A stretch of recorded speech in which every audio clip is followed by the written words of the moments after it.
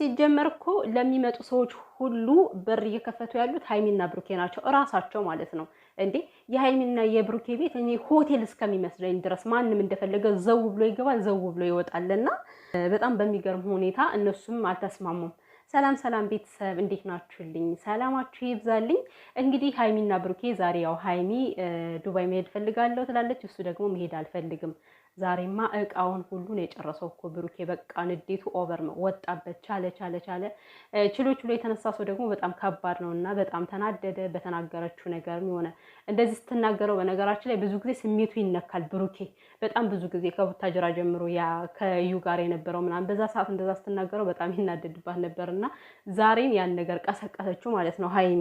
ነገር ግን በቅድሚያ ማድረግ ያለባችሁ ሃይሚና ብሩኬ የእናንተ ቤት ካፍቴሪያ ወይም ደግሞ ሆቴል አይደለም። ማንም እንደፈለገ ዘው ብሎ የሚገባበት ቤታችሁን ማስጠበቅ የምትችሉት እራሳችሁ ናችሁ።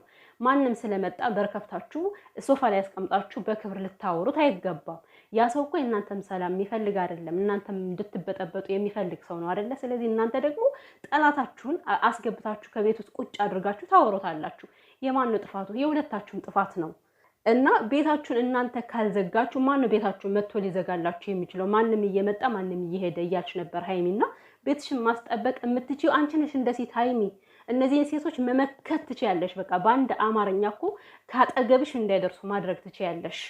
እንግዲህ ብሩኬ ዱባይ እንሂድ ስትለው እምቢ እያለ በጣም ለፍቷል። በጣም እርግፍ ብሎ ለምኗት ነበረ። አሁን ደግሞ ተነስታ እንሂድ ስትለው እምቢ ያለ ማለት ነው። ግን ደግሞ መጀመሪያ ላይ ያው ፍቅሩን ብትነግሪው ኖሮ አሪፍ ነበር ሃይሚ። አሁን እሱ የተናደደበትና የተበሳጨበት አንድ ነገር ነው። እንደ ሌሎች እኔንም ተንከባከበኛለህ ወይ አለችው ማለት ነው። አሁን ይሄ በጭራሽ በታምር የማይባል ነገር ነው። በቃ የማይባል ነገር ነው። ኦልሬዲ ብሩኬ በደንብ ነው የሚንከባከብሽ አንቺን፣ በጣም ነው የሚወድሽ። ስለሚወድሽም ነው ከአንቺ ጋር መኖር የሚፈልገው፣ መለየት የማይፈልገው። ስለዚህ አንቺ ከሌሎች ጋር ምንም የምትወዳደርበት ምንም ምክንያት የለም። እንደውም አብልጠሽ በልጠሽ የምትገኝ ሴት ነሽ አንቺ። ይሄን ደግሞ ማመን አለብሽ። ለምን ራስሽን ከሌሎች ጋር ታወዳድሪያለሽ? እነዛ ማን ናቸው? ማን ስለሆኑ ነው እንዴ? ምድረ ገንፎ ሁላ እና ያለፉ ነገሮች ዙሮ ህይወታችሁን ይበጠብጣል እንጂ አያስተካክለውም። የእዩን ነገር አልረሳችሁም። እንደኔ ሳያት ሃይሚ እንደውም አብዝቶ ነገሮቹ በጣም ውስጧን የሚያንሰለስሉት እንዲህ ከልቧ እንድትመለስ የማያደርጋት የእዩ ጉዳይ ነው።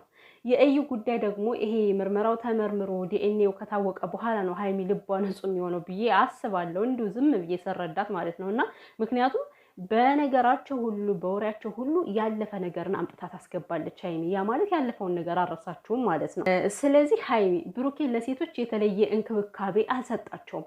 መልካም በመሆኑ ብቻ ነው እያፈቀሩት ያለው። አሁን ብሩኬ ላንቺ መልካም ነው፣ ብዙ ነገሮችን ያደርግልሻል፣ ያስብልሻል ከማንም በላይ አይደለ? ስለዚህ ይሄ ባህሪ ሆነና ለማንም ሰው የሚያሳየው ባህሪ መልካም ነው።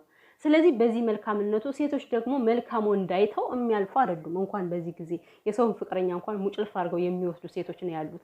እና ብሩኬ ከአቅም በላይ ሲበዛ መልካም ሰው ነው።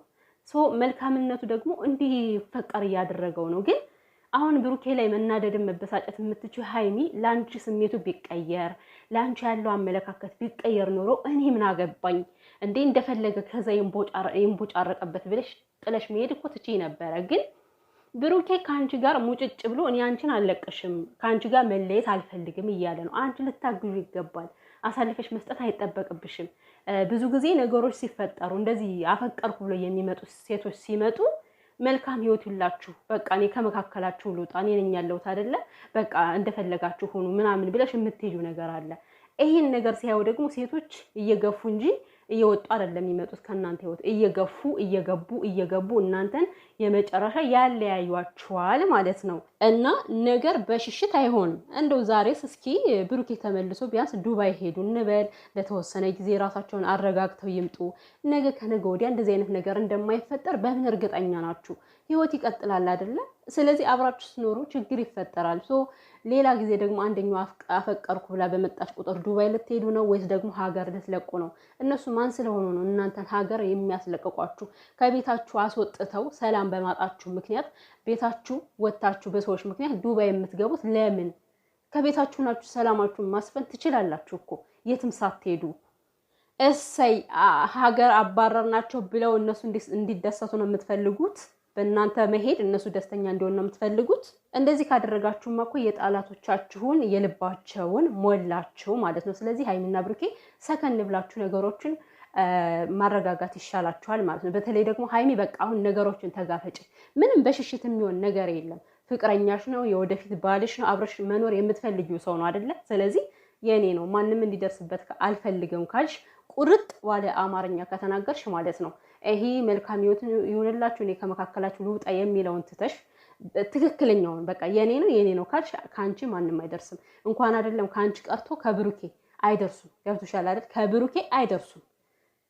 እና ዛሬ እንደ ሌሎች ትንከባከበኛለህ ስትለው እኔ ያስታወስኩት ቡታጅራ ማን ነበረች እቺ እዩን ለማስቀናት እዩን ላስቀና ብላ ሆቴል ውስጥ ማታ ላይ ጋብዛው ምናምን ወይን ከፋፍታ እዩን ማስቀናቷን ጥላ ሀይሚ ብሩኬን ነበር ስትናገር የነበረው። ከኔ ምን አተ ነው ከኔ ምን ጎሎ ነው ስትለው ነው የነበረ። እና በዛ ሰዓት ያንንም የዛን ጊዜ የተናደደበት በዚህ ቋንቋ ነው፣ በዚህ አነጋገር ነው የተናደደባት ማለት ነው። እና ሀይሚ አሁን ላይ ፍቅራቸውን የሚያፈርስ ነገር አትናገሪ። በቃ ሀይሚ ነገሮች ግልጽ እስከሚሆኑ ድረስ መታገስ ግድ ነው። አሁን የእዩ ጉዳይ እየቀረበ ነው።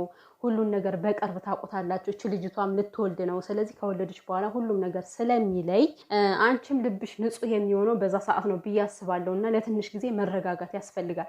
ሰላምን ማምጣት የምትችሉት እራሳችሁ ናችሁ። ማንም የእናንተን ሰላም ሊፈጥር አይችልም። ከዚህ ጋር እንዳየነው ከሆነ ጓደኛም የተባለ በዙሪያችሁ ያለ እናንተ እንድትለያዩ ነው የሚፈልገው ይመስለኛል።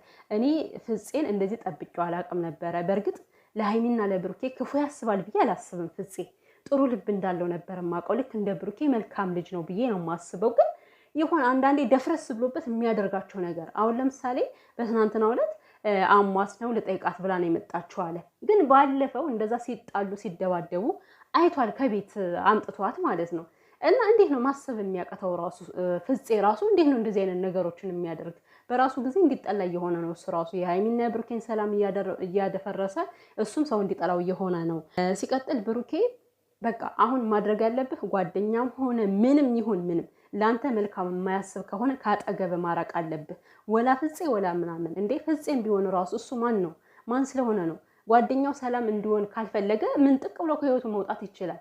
እና ስለማንም ቦታ መስጠት አይጠበቅባችሁም። እራሳችሁን ብቻ አረጋግታችሁ ወደ ሰላማችሁ ተመለሱ። ሰላም የሚፈልግ የለም በዙሪያችሁ እያየነ ነው። በዙሪያችሁ ማንም ሰላማችሁን የሚፈልግ እስከሌለ ድረስ ሰላማችሁን መፈለግ ያለባችሁ እናንተ ሁለታችሁ ናችሁ። እና ሀይሚ ደግሞ ነገሮችን አረጋጊያቸው በቃ። ብሩኬ የሚናደደው አሳልፈሽ ስለምትሰጪው ነው። ሴቶችን እንደፈለጋችሁ ብለሽ መድረኩ ስለምትለቂላቸው ነው የሚናደደው እንጂ እውነት ብሩኬ እኔ በጣም ሀይሚ ጋር መቼም ነው መለያየት የማይፈልገው። ሀይሚ ምንም እንድትሆን አይፈልግም። ምንም ማለት እንግዲህ በትናንትናው ዕለት የትም አትወጭም፣ ከኔ ጋር ሰላም መሆን ከፈለግሽ የትም አትወጭም ብሎ ነው ያስቀመጣት። ስለዚህ ሀይሚ አንዳንዴ ደግሞ ብሩኬን ስሚው፣ በቃ ብሩኬን ስሚው። እልክ ሲበዛ ምንም አያደርግም። እኔ እልከኛ ነኝ ማለቱ ትርጉም የለውም። እልክን ቀንሶ ወደ ሰላም መምጣት ነው የሚያዋጣችሁ።